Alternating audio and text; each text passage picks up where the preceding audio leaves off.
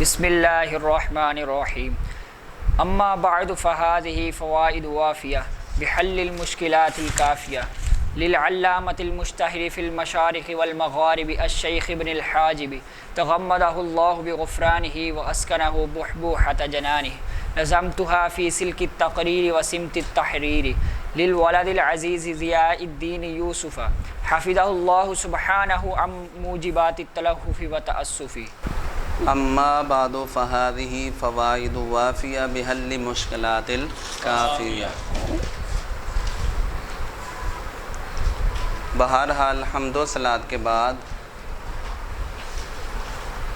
بس یہ فوائد کثیرہ ہیں، بس یہ کتاب یا یہ مسائل جو مصنف کے ذہن میں تھے یہ فوائد کثیرہ ہیں کافیہ کی مشکلات کو حل کرنے میں۔ جو کافیہ مشرقوں اور مغربوں میں مشہور علامہ یعنی شیخ ابن حاجب کی ہے، اللہ تعالیٰ اپنی بخشش کے ساتھ ان کو ڈانپ لے اور ان کو اپنی جنتوں کے درمیان میں ٹھکانہ دے۔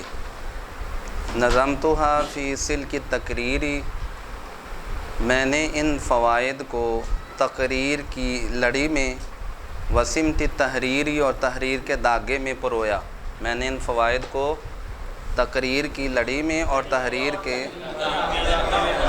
للولد العزیز، پیارے بچے یعنی ضیاء الدین یوسف کے لیے۔ دعائیہ جملہ ہے اللہ سبحانہ و تعالی تلہف اور تعصب کے اسباب سے اس کی حفاظت فرمائے۔ سب سے پہلے جو اما بعد ہے نا، اس کی دیکھتے ہیں اصل کیا ہے اور یہ پھر اما بعد کیسے بنا ہے۔ اما بعد اصل میں تھا، اس کی جو ترکیب ہے اصل وہ یہ تھی مہما یکن من شیء بعد الحمد والصلاۃ۔ ٹھیک ہو گیا جی۔ پھر اس کے بعد مختصر المعانی میں جو اس کی تفصیل لکھی ہوئی ہے پہلے وہ سماعت کریں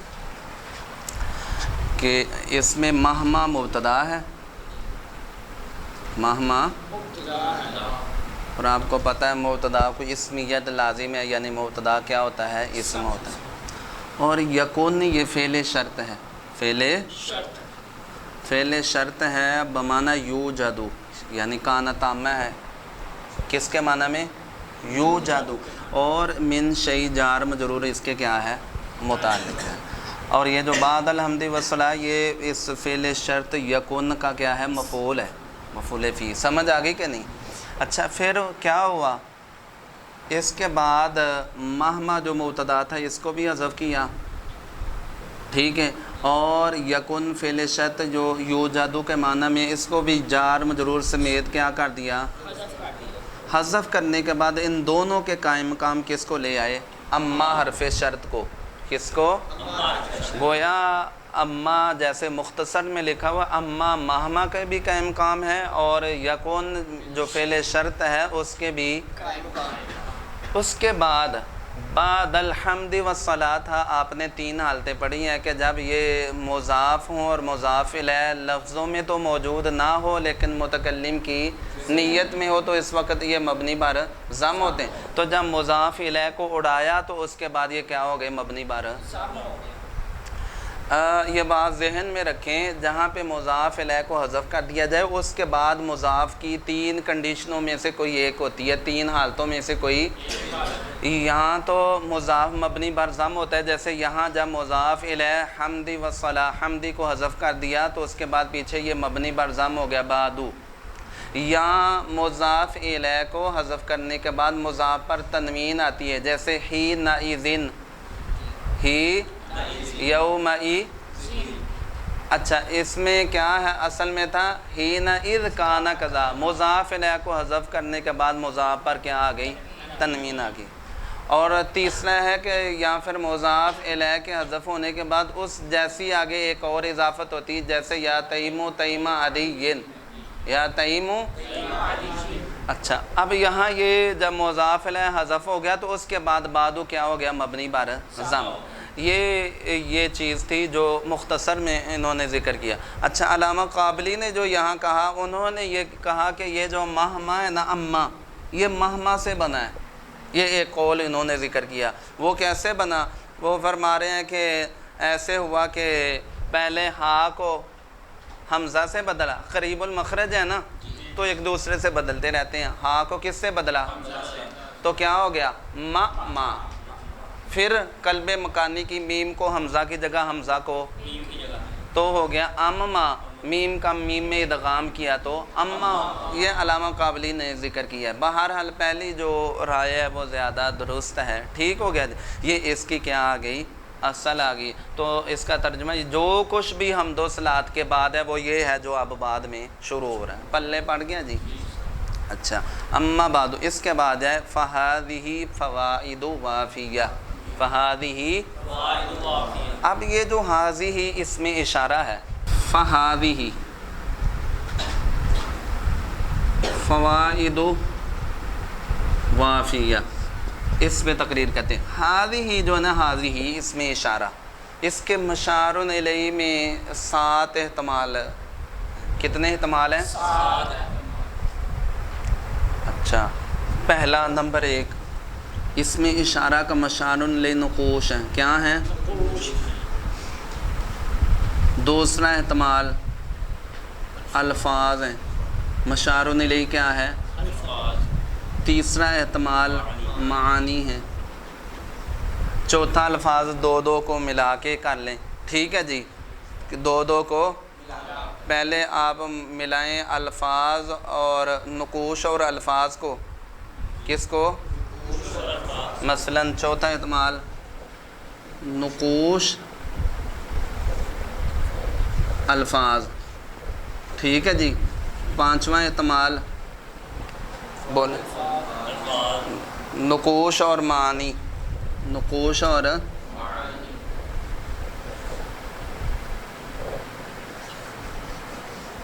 ٹھیک ہے۔ چھٹا احتمال معانی و نقوش، نقوش اور معانی۔ چھٹا احتمال کیا ہو جائے گا؟ ٹھیک ہے،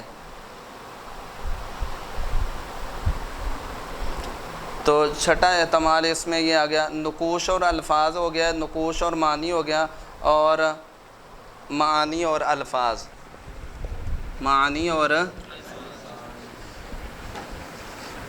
اچھا اس کے بعد 7واں احتمال ہے تینوں کٹھے، تینوں نقوش الفاظ اور یہ 7واں احتمال ہو گیا۔ ٹوٹل اس میں کتنے احتمال آ گئے؟ 7 آ گئے۔ اچھا اب یہ بات ذہن میں رکھیں کہ مشار الیہ جو ہوتا ہے نا وہ محسوس مبصر ہوتا ہے، یعنی وہ ہوتا ہے جو موجود ہو، کیا ہو؟ مثال کے طور پر یہ سامنے کوئی چیز ہی نہیں ہو، میں کہتا رہوں یہ تو آپ کہیں گے ساجی سامنے ہے ہی کچھ نہیں، تو تسی کہہ رہے ہو یہ، یعنی اشارہ اس کی طرف ہوتا ہے جو موجود ہو۔ اب یہاں جو حاضی اس میں اشارہ کا مشار الیہ میں یہ جو 7 احتمال بیان کیے گئے ہیں، یہ 7 احتمال بنانا درست ہے۔ کیوں؟ کیونکہ یہ محسوس مبصر نہیں ہے، موجود نہیں ہے۔ کیسے نہیں ہے یہ بات سمجھیں، نقوش کو سمجھیں، الفاظ کو سمجھیں، معانی کو سمجھیں، اور یہ بات ذہن میں رکھیں کہ نقوش کیا ہوتے ہیں، معانی اور الفاظ کیا ہوتے ہیں، تب آپ کو سمجھ آئے گی۔ پہلے نا انسان سوچتا ہے، انسان تو وہ جو ذہن کے اندر نہیں مفاہیم، ان کو کیا کہا جاتا ہے؟ معانی۔ وہ نظر آتے، وہ بھی محسوس مبصر ہے۔ پھر انسان بولتا ہے تو یہ بولنا لفظ ہے، لفظ کسے کہتے ہیں؟ ما یتلفظ باللسان۔ تو جو کچھ انسان بولتا ہے نا اس کو کیا کہتے ہیں؟ لفظ کی بھی سمجھ آ گئی، معانی کی بھی آ گئی۔ معانی کن کو کہتے ہیں؟ اور الفاظ جو انسان، اور آپ کو پتہ یہ الفاظ کا بھی کوئی جسم وغیرہ، یہ بولنے سے ختم، یہ بولنے سے کے سامنے نظر آتے رہتے ہیں، بولنے سے ختم، ان کا بھی کوئی وجود نہیں کہ ان کی طرف کیا کیا جائے، اشارہ کیا جائے۔ تیسرے آگے نقوش، انسان پہلے سوچتا ہے پھر بولتا ہے پھر لکھتا ہے، یہ جو کتابوں کے اوپر یہ صفوں کے اوپر لکھا ہوا ہے یا یہ ورڈ، یہ ہیں نقوش، یہ کیا ہیں؟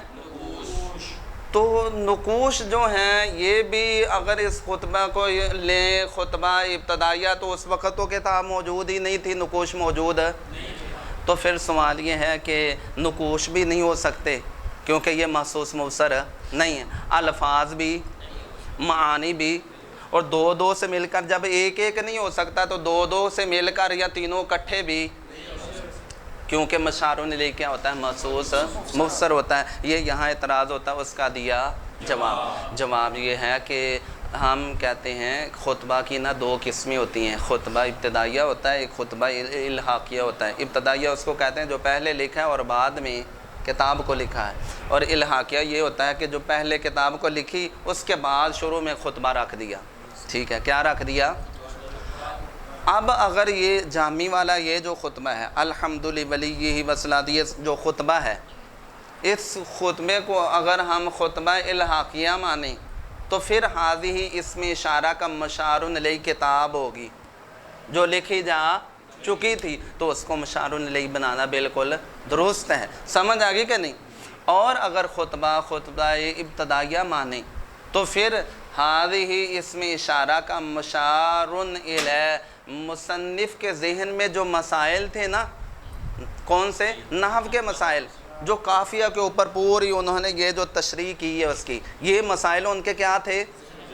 تھے تو لکھے ہیں نا، یہ مسائل جو ہیں یہ ہذہ کا فقہ کے مسائل نہیں، یہ جو نحوی مسائل ان کے ذہن میں تھے، یہ ہذہ کا کیا بنے گا؟ مشار الیہ بنے گا، سمجھ آگئی دی؟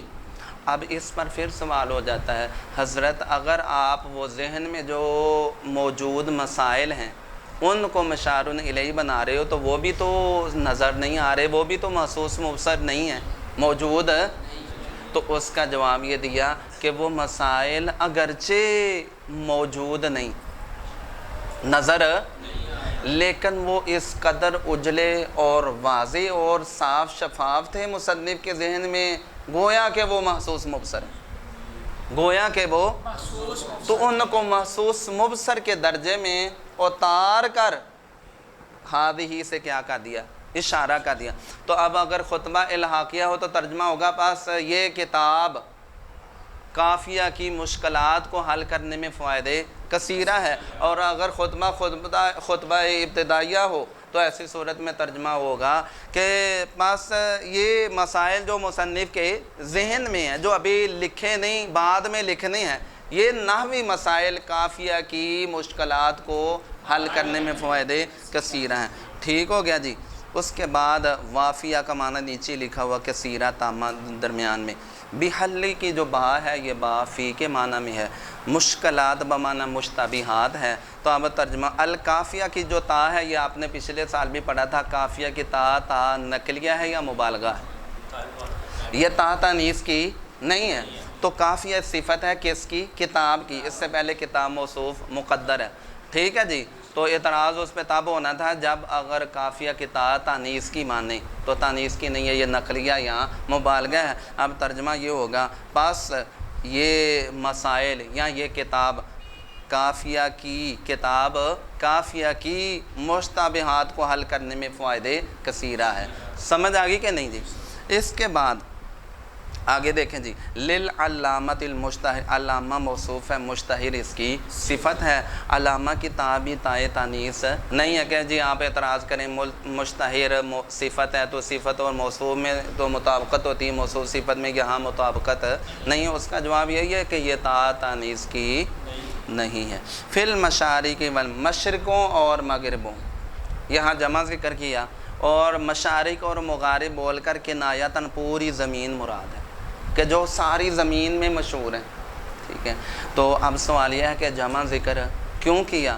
تو اس کا جواب حاشیے میں لکھا ہوا ہے کہ سورج ایک ہی جگہ سے طلوع نہیں ہوتا، 182 طلوع ہونے کی جگہ ہیں اور 182 ہی غروب ہونے کی جگہ، تو اس اعتبار سے جمع کو کیا کیا گیا ہے؟ ذکر کیا گیا ہے۔ اس کے بعد الشیخ ابن الحاجبی، شیخ جو ہے نا لغت میں تو مقتدا اور پیشوا کو کہتے ہیں، اور شیخ کہتے ہیں 50 سے 80 سال کی عمر کو۔ کس کو؟ جو 50 سے 80 سال کی عمر کا، وہ اس کو کیا کہا جاتا ہے؟ شیخ۔ اس کی 3 ترکیبیں، اب اس کی کتنی ترکیبیں ہو سکتی؟ پہلی ترکیب یہ ہے کہ العلامتی موصوف، المشتہر صفت، موصوف صفت مل کر بن جائے مبدل منہ، اور الشیخی اس سے کیا ہو جائے؟ بدل ہو جائے۔ دوسری ترکیب العلامت المشتہر، اس کو ہم بناتے ہیں مبین، موصوف صفت مل کر مبین، اور الشیخ اس سے کیا ہو جائے گا؟ بیان۔ تیسری ترکیب یہ ہے کہ الشیخ ابن الحاجبی، الشیخ کو ہم خبر بناتے ہیں کہ اس کی مبتدا محذوف کی۔ تو یہ 3 ترکیبیں جس طرح شیخ پر ہوئی ہیں، اسی طرح 3 ترکیبیں ضیاء الدین پر ہیں۔ کس پر ہیں؟ کہ الولد للولد العزیز میں الولدی موصوف، العزیز صفت، موصوف صفت مل کا مبدل منہ، اور ضیاء الدین بدل۔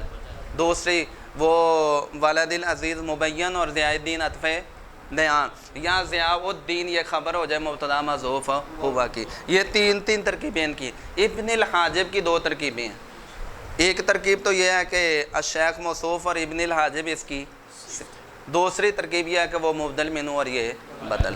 اچھا، یہ ترکیبوں کے حوالے سے ہو گیا۔ آگے دعائیہ جملہ ہے کہ اللہ تعالیٰ ان کو اپنی مغفرت کے ساتھ ڈانپ لے اور ان کو اپنی جنتوں کے درمیان، بوہا کا معنی دیکھا ہوا وسط دار، گھر کے درمیان کو کہتے ہیں، اور جنان جنت کی جمع، اپنی جنتوں کے درمیان میں ان کو کیا دے؟ جگہ دے۔ نظمتھا، نظم کسے کہتے ہیں؟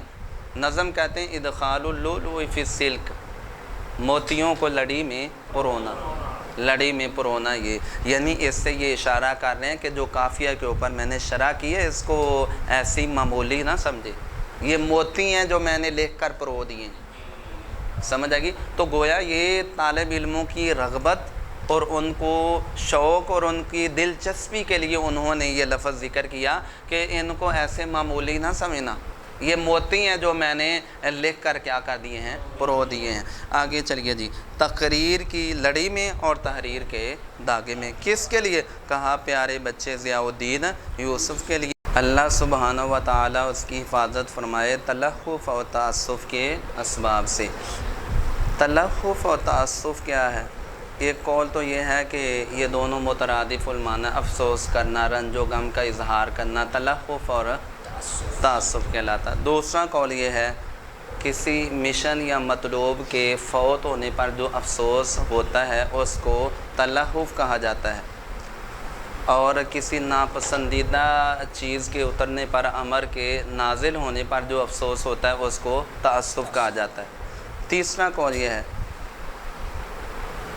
کسی حرام کام کو کر لینے سے جو بندے کو پریشانی، بے چینی اور اضطراب لاحق ہوتا ہے اس کو تلخف کہا جاتا ہے، اور واجب کو ترک کرنے سے جو پریشانی ہوتی ہے، جو بے اطمینانی اور جو پریشانی ہوتی ہے اس کو کیا کہا جاتا ہے؟ تعصف کہا جاتا ہے۔ یہ 3 قول ہیں اس کے بعد۔